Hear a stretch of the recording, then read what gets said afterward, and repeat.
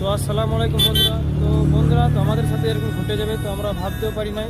তো বন্ধুরা, তো কালকে দুপুরবেলায় তো আমাদের গাড়ি ব্রেক ডাউন হয়ে গেছিলো।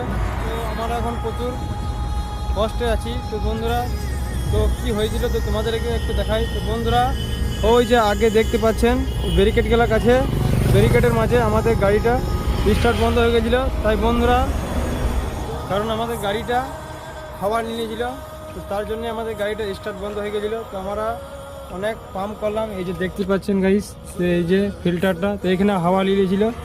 তো আমরা অনেক চেষ্টা করলাম কিন্তু স্টার্ট হলো না।